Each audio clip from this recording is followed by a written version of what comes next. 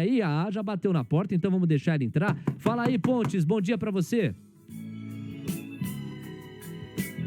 Fala, Léo. Fala, ouvintes da rádio. Tudo bem com vocês? Tudo certo. Ô, Pontes, antes da gente entrar na aula propriamente dita, eu gostaria de abordar contigo o Campeonato Brasileiro Fundamentalista. Afinal de contas, hoje tem decisão, o campeonato está avançando, ou pelo menos você avalia e atualiza a gente aí em relação à agenda dessa competição que está colocando toda a comunidade de investidores fundamentalistas atenta. Fala aí, Pontes. Boa. Nós vamos ter hoje a primeira semifinal. Vamos ter aí a Investwell e a Liga Atos da UFF de VR, acho que é Volta Redonda. Eles vão apresentar um relatório sobre a MRV e a Lojas Renner. E quem vai ser... E os avaliadores vão ser Luísa Cruz, gestora do Stoxos, e nosso querido analista-chefe, Hugo Queiroz. Maravilha. Você só esqueceu de falar quem vai apresentar. Quem é que vai apresentar? Quem vai apresentar aí eu não sei. Eu sabia. Quem tá Sabe por que eu fiz esse gancho aqui? Para falar que, para te surpreender, Gabriel Medina estará nessa, fazendo a apresentação desta semifinal, o que a torna ainda mais imperdível, viu, Pontes? Boa, nosso grande surfista vai estar no nosso YouTube, então vamos comandando essa disputa. Muito bom. Então, imperdível, semifinal de hoje do Campeonato Brasileiro de Análise Fundamentalista. Pra galera acompanhar, tem que ver por onde? É no canal do YouTube? Dá o caminho aí, Pontes. Isso. No canal do YouTube do TC, às 19 horas, vamos entrar ao vivo aí para escutar as análises, ouvir e ver as análises das empresas. Depois, os dois avaliadores vão fazer alguns comentários e vai ter um debate entre as duas ligas. Muito legal, vale a pena. Eu já tive a oportunidade de apresentar. Não dá para perder mesmo. Você faz todo sentido enfatizar e você tem toda a razão em dar esse recado aqui com a força que ele exige. Agora, direto para a aula, porque hoje a gente vai falar sobre como as empresas podem manipular também os seus custos e as suas despesas.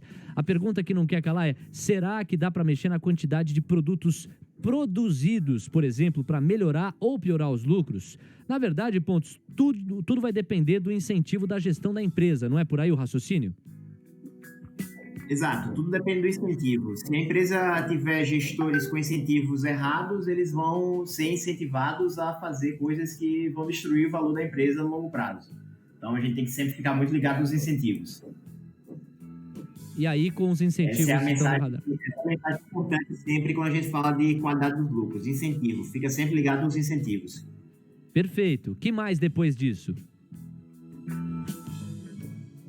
O incentivo é o que baliza tudo, né? É o que vai... Se a gente tem incentivos de curto prazo, as pessoas vão trabalhar para resolver problemas de curto prazo, para ganhar bônus dela. Então, tudo passa pelo incentivo. Mas tem formas a gente identificar também a manipulação dos números, né? Semana passada, na última semana que eu participei, acho que tem 2 semanas que eu não participo, eu falei sobre, por exemplo, a manipulação de receitas por atividades reais. Então, a empresa pode empurrar produto para os clientes, mesmo sem os clientes pedirem, para reconhecer receita. Dar um monte de descontos que são insustentáveis, que vão gerar receita de curto prazo, mas vão destruir o valor da empresa no longo prazo. Então, dá para a gente perceber alguns movimentos desses, mas sempre tem que olhar os incentivos, porque os incentivos é que vão guiar essas práticas ruins que destroem o valor da companhia. Perfeito, Pontes. E tem também uma prática com nome interessante, né, relacionada com essa manipulação das receitas, não é? É cookie jar o nome, se eu não me engano, que é meio que uma contabilidade baseada em potes de biscoitos. Como é que é isso, Pontes? Explica pra gente. Conta essa história aí. A gente tem algumas técnicas, vamos dizer assim, de manipulação de resultados que tem uns nomes interessantes. Cookie jar, Big Bath, e-commerce muffin. Todas elas são práticas que, no final das contas, levam a empresa a tentar suavizar as variações de lucro. Se eu tenho uma empresa com lucro muito volátil, isso dificulta a análise dos analistas. Então, as empresas buscam fazer com que os seus lucros sejam menos voláteis quanto for possível. E a prática do cookie jar, por exemplo, você vai acumulando lucro, no sentido de acumular receita ou acumular despesas na contabilidade, né? Como se fosse um pote de biscoito mesmo, para usar no futuro. Então, a empresa que, por exemplo, bateu a meta de vendas em novembro. Então, a receita de dezembro, eles vão dar uma acumuladazinha para, se precisar no futuro, num tempo de vacas magras, eles vão ter uma receita guardada para reconhecer e reduzir a volatilidade do lucro. Então, o cookie jar é isso. Você usa algumas coisas, algumas técnicas para não reconhecer despesas ou não reconhecer receitas em um período e fazer isso no outro quando a situação for necessário. Entre aspas, aí uma pedalada, uma maquiada. Agora, de forma geral, como é que as empresas podem manipular os seus custos? Por meio das atividades reais ou operacionais? E o que elas ganham com isso? Conta pra gente esse lado, Pontes.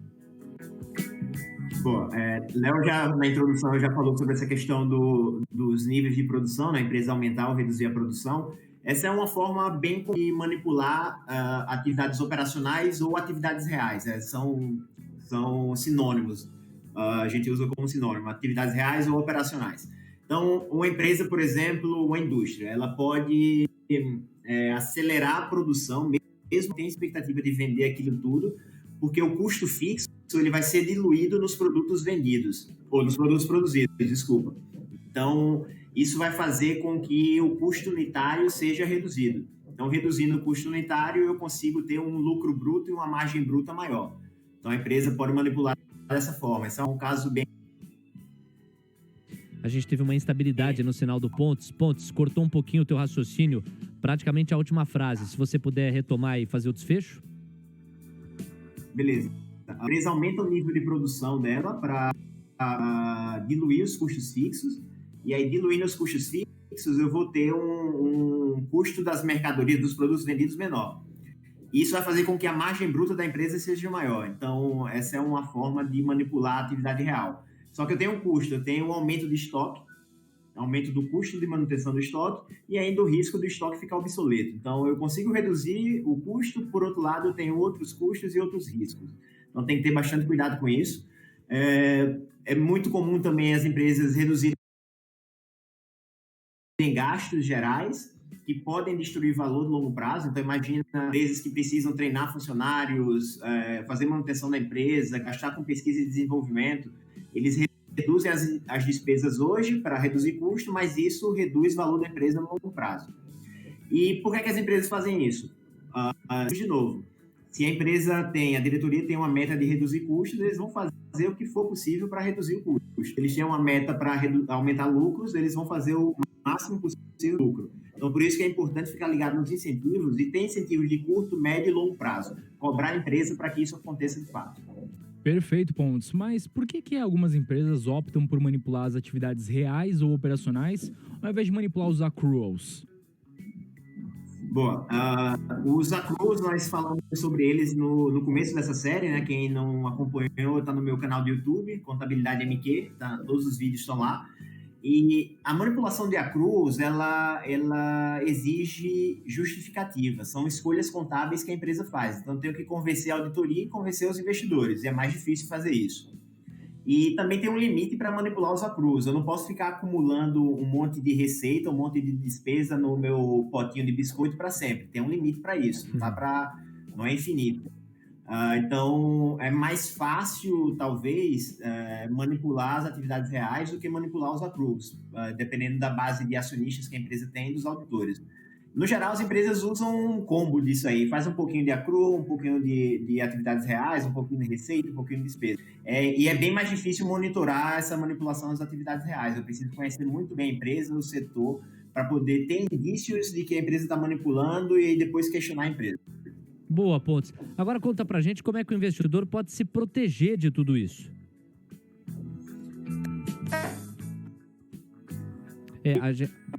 Pontes, a gente teve uma instabilidade agora no começo da tua resposta para essa última pergunta. Vou devolver a bola para você. Como é que, pensando em proteção, o investidor pode driblar esses percalços aí? É uma pena, a gente perdeu contato com o Pontes na reta final, ele driblou toda a defesa, tava na cara do gol, ia fazer o gol, e agora ele vai fazer, porque o VAR mandou voltar. Então vamos lá, meu caro Pontes, proteção para o investidor nesse contexto, o que fazer? A resposta a empresa, primeiro, conhecer os incentivos, você conhece as possibilidades. Hoje sim, hoje não, de novo, o Pontes ele vai melhorar lá o sinal dele. Daqui a pouquinho a gente vai tentar, pelo menos, trazer a conclusão aqui, porque o sinal dele não está permitindo, mas para deixar você, digamos assim, munido, a gente vai apurar com ele a tal da proteção para o investidor nesses casos e a gente te conta depois. Fechado? 10h44.